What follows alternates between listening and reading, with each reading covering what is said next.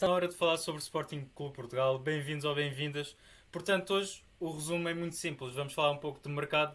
Vamos falar sobre o último jogo do Sporting frente ao Casa Pia, dando ali um destaque maior a Luís Soares e muito mais.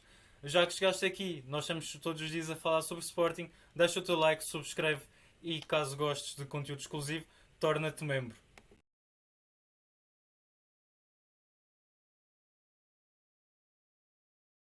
Iniciando então com o mercado. Jota Silva e Sporting estão cada vez mais próximos, mas não assim tão próximos. Ou seja, aquilo que se sabe e aquilo que foi noticiado é que o Nottingham realmente está disposto a baixar o valor do empréstimo para 6 a 8 milhões.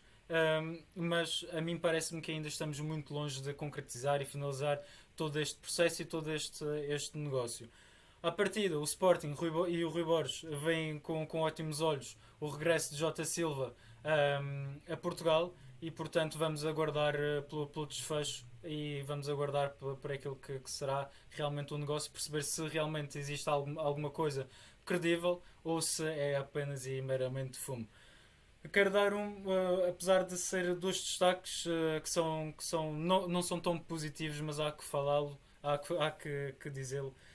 À partida, Maxi Araújo e também Osman Diomande estarão fora um mês, ou seja, os jogadores à partida poderão regressar só depois do jogo frente ao Porto. E realmente isto são duas baixas muito significativas naquilo que é o plantel do Sporting. Não era o início que se esperava, nem tão pouco, com estas duas baixas que são importantíssimas, tanto Osman Diomande como Maxi Araújo. Felizmente, parece-me à partida que Mangas entrou bem no jogo contra o Casa Pia e certamente a se verificar esta ausência de Maxi Araújo poderá ter mais minutos do que inicialmente se previa.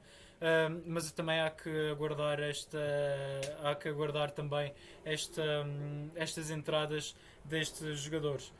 Excluindo e isolando esta parte de Mangas que até teve alguns apontamentos interessantes no jogo frente ao Casa Pia. Se calhar até podemos falar de uma entrada de Debasto ou até outro central como o Jeremiah Sanchez ou até mesmo Eduardo Quaresma no 11 leonino, e vamos esperar para ver quem é que vai fazer a dupla de centrais com Gonçalo Inácio.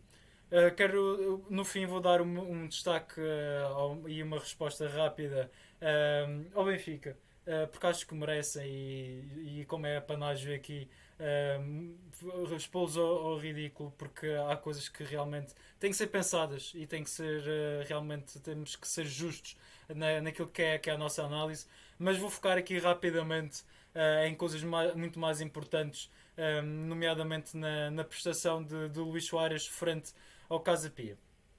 A verdade é que se falou muito da falta de eficácia de Luís Soares, muito se falou daquilo que o jogador deu no jogo frente ao Casa Pia, e eu deixo rapidamente aquilo que é a minha análise e aquilo que foram os primeiros 90 minutos de Luís Soares. Eu gostei da maneira como o Luís Soares jogou. Não vale a pena estarmos a fazer comparações com anteriores jogadores ou até mesmo com o Arder, porque são jogadores diferentes e que vão dar também coisas diferentes ao jogo. Aquilo que eu mais gostei em Luís Soares foi a maneira como ele se associa com os seus colegas, a maneira como também acaba por descobrir os seus colegas, a maneira como se associa ao jogo do Sporting. Nós vimos isso muitas vezes, que o Luís Soares não tem problema nenhum em vir cá atrás e ajudar os colegas no processo defensivo, como também o Luís Soares tem muita facilidade para descobrir os seus colegas, para projetá-los de maneira para o processo ofensivo, e acho que isso sim são grandes qualidades de um ponta de lança, são grandes qualidades que o Luís Soares nos traz ao Sporting e que antes nós de certa forma não tínhamos, e acho que isso são bons apontamentos, são excelentes apontamentos, e eu quero ver muito mais deste colombiano, porque acho que vem trazer muitas coisas ao Sporting. Já referi no processo defensivo que ele desce, acaba por ajudar a equipa, e também no processo ofensivo acaba também por fazer exatamente a mesma coisa. Já falei da maneira como ele se associa no processo tanto ofensivo como defensivo. especialmente na maneira do processo ofensivo. Eu quero destacar também aqui que houve alguns momentos no jogo do Casa Pia em que o Luís Soares percebeu que estava rodeado de adversários e então guardou a bola para si, fazendo com que os seus colegas chegassem e de certa forma distribuí-la de forma muito mais eficaz. E também quero destacar aqui a maneira como ele às vezes triangulava com os seus colegas. Quero destacar também, de certa forma, a maneira como o Luís Soares entrega-se ao jogo do Sporting. Isso para mim são coisas de grande destaque. Acho que pecou, sim, pela falta de eficácia, infelizmente. Teve muitas oportunidades para marcar, mas em conversas, especialmente ali com o Hugo, em que ele alertava-me sobre o facto de Luís Soares ter terminado a época muito mais tarde com o Sporting e também de certa forma o Luís Soares não teve grandes treinos tanto no Almeria e chegou relativamente há pouco tempo ao Sporting e portanto aparentemente parece-me que é natural e é normal esta falta de eficácia. Vai ter que sim afinar a pontaria porque não pode perder tantas oportunidades como perdeu, mas aparentemente parece-me um processo natural, parece-me um processo normal de quem está a entrosar-se não só com a equipa, mas também a afinar os seus níveis físicos e também aquilo que é a sua pontaria. Portanto, daquilo que eu tenho para dizer de Luís Soares, gostei bastante.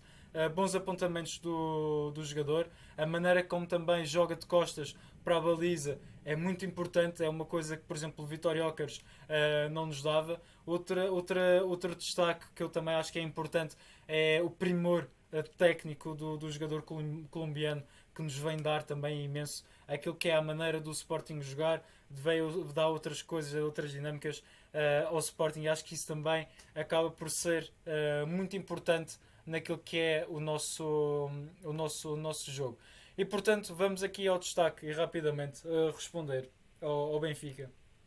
E passo a citar aquilo que foi escrito, que é no mínimo ridículo que tenha sido necessário uma semana para inventar um pretexto e tentar de forma pequenina transformar a derrota na Supertaça numa pseudo-vitória de secretaria. Um desabafo tantas vezes ouvido noutras transmissões e noutros campos não encerra o significado que, com uma dose generosa de imaginação e má fé, quem fez queixinhas e numa atitude tão mesquinha lhe quer atribuir. O Sport Lisboa e Benfica reafirma que tudo fará para defender o seu treinador e todos os seus profissionais contra este tipo de ataques próprios de quem procura fora de campo aquilo que não consegue conquistar dentro dele. Bem, eu começo pelo fim. O fim é minimamente. Obrigado pela dose humorística. Acho que faltava realmente isto. Vir falar de ganhar dentro de campo e não fora dele, ou vice-versa. Acho que é realmente uma peça humorística e que realmente dá vontade de rir. Mas certamente o comunicado impera pela incoerência e impera também para além da incoerência, da hipocrisia, porque um clube como o Benfica não pode falar de ganhar fora ou dentro de campo porque não tem moral para isso. Mas excluindo esse facto, ok? Vamos excluir esse facto e vamos falar naquilo que eles consideram que é uma atitude mesquinha e numa atitude pequenina. Porque vamos relembrar, Arder foi expulso e também foi alvo de sanção disciplinar por, no fim de um jogo, gritar "yeah" nos Açores. Houve aquela tal célebre tarja de Kenda e também de Ricardo Gaio por comportamentos de um comportamento que uma resposta clara ao Otamendi dizia falas muito caralho, uma coisa desse género, e os jogadores foram castigados. E portanto aqui o que se passou foi o treinador, creio que foi o Nuno Santos, treinador do guarda-redes do Benfica na Supertaça, virou-se para um árbitro e disse cala-te caralho, ou uma coisa muito, muito, muito semelhante. Portanto, o que eu tenho aqui para perguntar ao Benfica é se nestes exemplos que nós falamos de Arder, Gaio, Kenda, e também creio que da base também teve nesse leque. Se aí já estava tudo bem, se com esta atitude agora se realmente é algo se não é realmente algo que nós devemos falar. Porque se os outros casos foram dignos de sanção e disciplina, porque é que este caso não há de ser? Para mim parece-me uma atitude incoerente. Mas realmente eu quero agradecer ao Benfica por esta peça humorística, que continuem com a hipocrisia e, portanto, se acham que chamar isto é uma atitude pequena, é uma atitude mesquinha e por aí vai, então estamos apresentados. Não esquecer que quando foi o processo o processo Mateus Reis, que se falava numa sanção ao jogador, numa atitude de quase um assassinato, um ultraje. Não, e eu vou voltar a dizer aquilo que eu disse anteriormente. Independentemente se o jogador fez por mal ou não, o jogador do Sporting teria que ser castigado e foi. Ponto. E acho que não há outra forma de dizê-lo. Agora, o treinador do Benfica atira-se ao árbitro. Para quem dizia que não se podia atacar árbitros e não sei o quê, e agora ataca-se um árbitro e está tudo bem, parece minimamente incoerente e uma atitude claramente vexatória. Mas por favor, continuem, porque realmente vocês são muito dentro desse aspecto. Não querendo generalizar aqueles que são benfiquistas de Lampiões, e isso é uma discussão muito que eu não quero ter aqui, mas há realmente diferencial, e isto é certamente uma atitude pouco credível daquilo que se quer para o futebol português.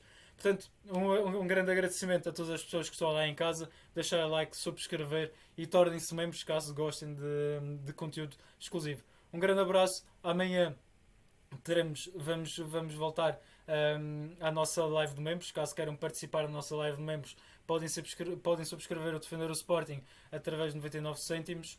Podem fazer superchat neste vídeo ou até noutros vídeos. O André Cavaleiro deixou a sua opinião sobre o jogo com o Casa Pia. Podes ir lá ver, eu vou deixar também na caixa de comentários e na descrição deste vídeo o vídeo do André Cavaleiro. Podes ir lá e dar a tua opinião. Um grande abraço para ti, um bom resto de fim de semana e viva, mas sempre, ao Sporting Clube Portugal. Deixa o like, subscreve e viva ao Sporting Clube Portugal. Um bom fim de semana.